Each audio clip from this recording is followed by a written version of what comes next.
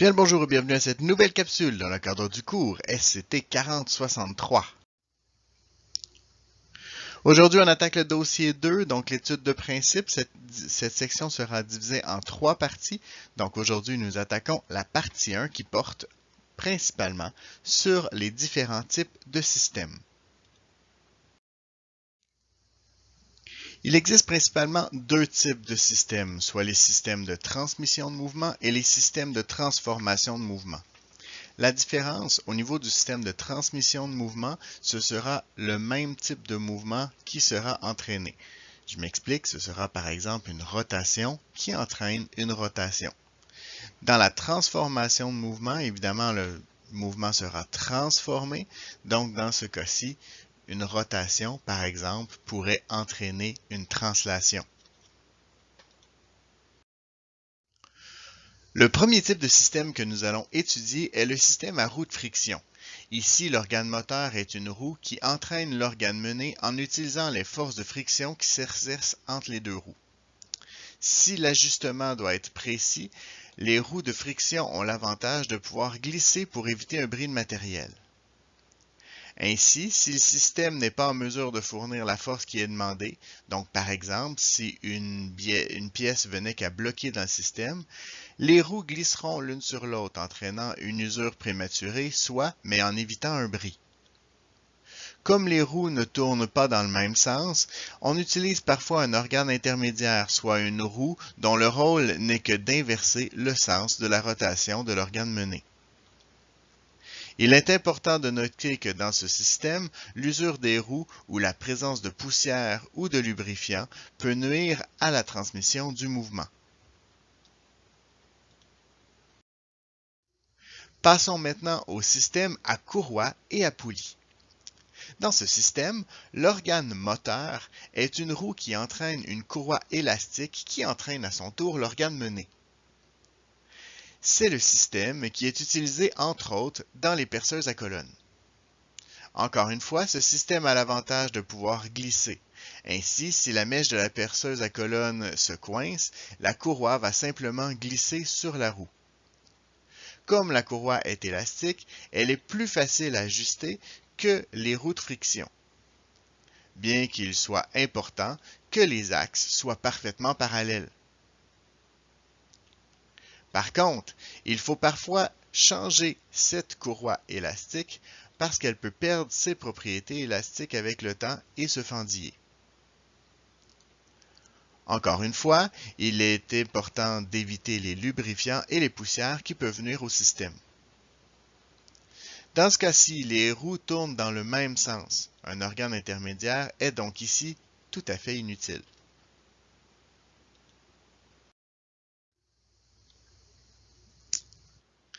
Dans ce troisième type de système, soit la roue dentée et chaîne, l'organe moteur est une roue dentée qui entraîne une chaîne et qui entraîne à son tour l'organe mené.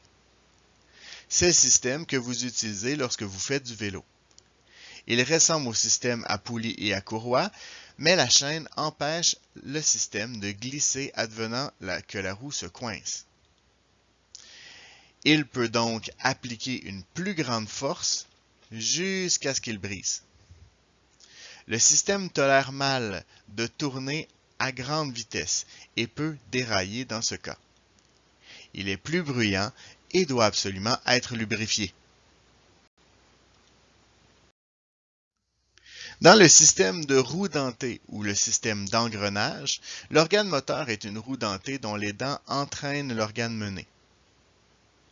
Si ce système est plus fort que les roues de friction, il ne permet pas de glisser. Et si le système demeure coincé, ça entraîne un bris de l'appareil. Comme pour les roues de friction, la transmission du mouvement se fait en sens inverse, ce qui veut dire qu'une roue tournera dans le sens inverse de l'autre. On utilise parfois un organe intermédiaire pour assurer que l'organe moteur et l'organe mené tournent dans le même sens. Comme pour le système à chaîne et à roue dentée, ce système est bruyant et doit être lubrifié. De plus, la présence de poussière ou de plus grosses particules peut entraîner un bris.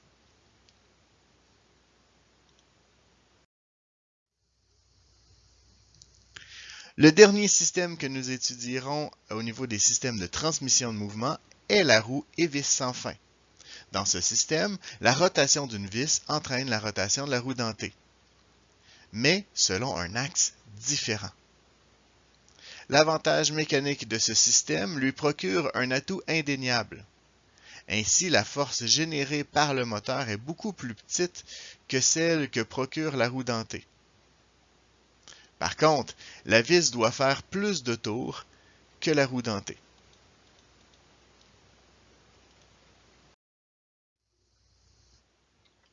Le principal avantage d'utiliser un système de transmission de mouvement est l'avantage mécanique qu'il procure. C'est ce qui permet à la transmission d'une voiture de réduire la vitesse du moteur tout en conservant la vitesse des roues. C'est aussi ce qui permet au cycliste de réduire l'effort qu'il aura à déployer lorsqu'il monte une pente abrupte.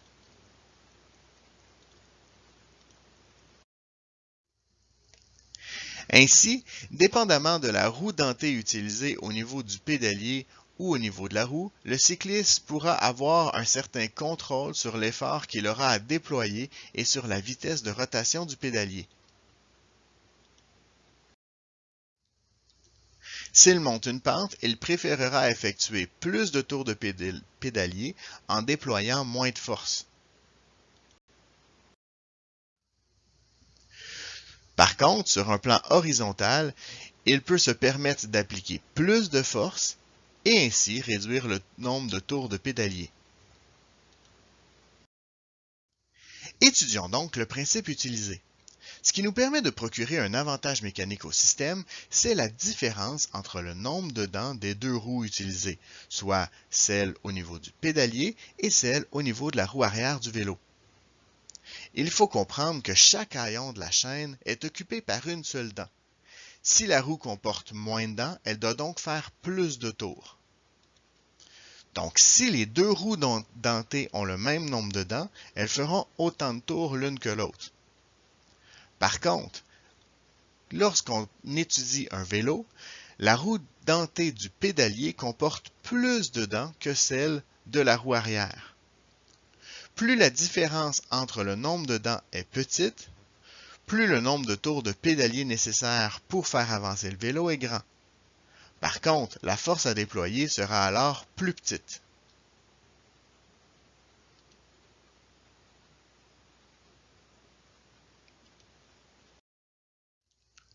Pour des systèmes de roues dentées, cette vitesse se calcule aisément si on connaît le nombre de dents de chaque roue.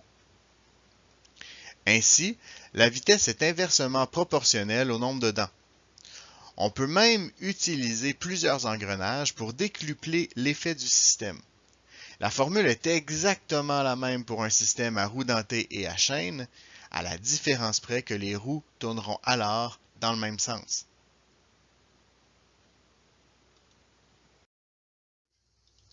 Lorsqu'on utilise des systèmes à roues de friction, ce sont alors les rayons des roues qui nous permettent de calculer le rapport de vitesse. La grandeur du rayon est donc inversement proportionnelle à la vitesse de rotation des roues.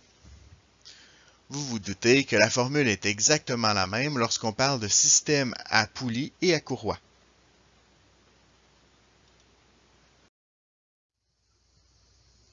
Si les chaînes et les courroies imposent des axes de rotation parallèles, ce n'est pas le cas pour les systèmes de roues de friction ou les systèmes de roues dentées.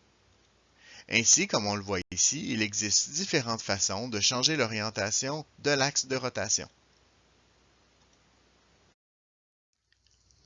Passons maintenant au système de transformation de mouvement, et le premier que nous étudierons est le système de vis et écrou.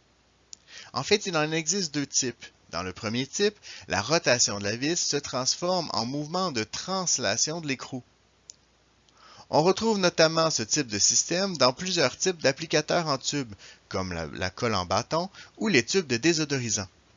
Si ce système permet d'appliquer une grande force tout en conservant un très bon degré de précision, il demeure un système relativement lent, tout en générant une grande friction. Dans le deuxième type de vis et écrou, c'est la rotation de l'écrou qui se transforme en mouvement de rotation de la vis.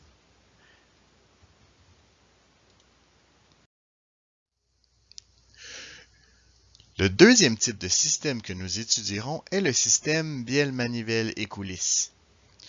Utilisé dans les moteurs à combustion, ce type de système transforme le mouvement de translation du piston en rotation de la manivelle. Le mouvement est entraîné par une pièce appelée, bielle. Comme le système est réversible, le contraire est aussi vrai. Évidemment, le piston doit être guidé par un cylindre pour que ce système soit efficace. Encore une fois, le frottement nécessite une lubrification constante des pièces.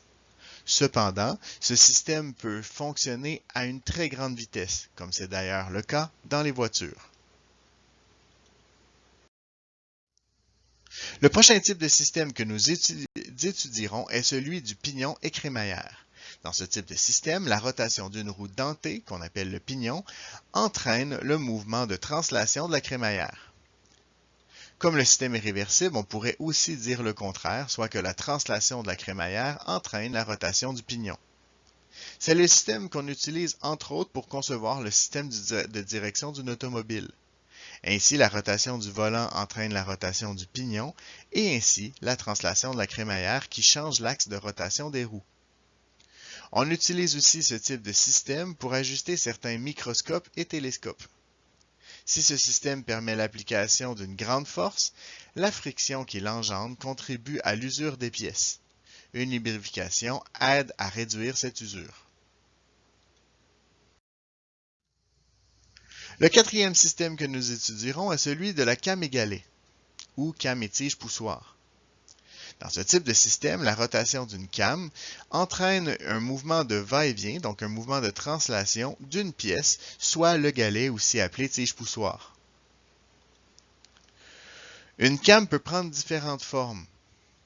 Si elle a souvent la forme d'un œuf, elle peut aussi prendre des formes les plus originales.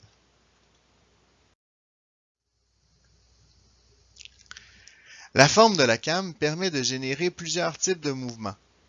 Par contre, les pièces doivent être ajustées et le galet ou tige poussoir est souvent muni d'un ressort pour qu'il puisse coller sur la came. Une excentrique est une roue dont l'axe de rotation n'est pas au centre de cette même roue.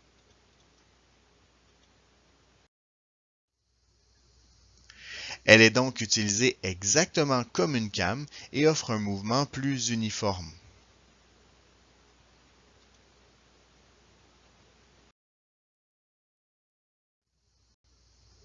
Et c'est ce qui met fin à cette capsule, j'espère qu'elle vous a plu. Vous êtes maintenant les experts en système de transmission et de transformation de mouvement, à vous de surpasser le maître.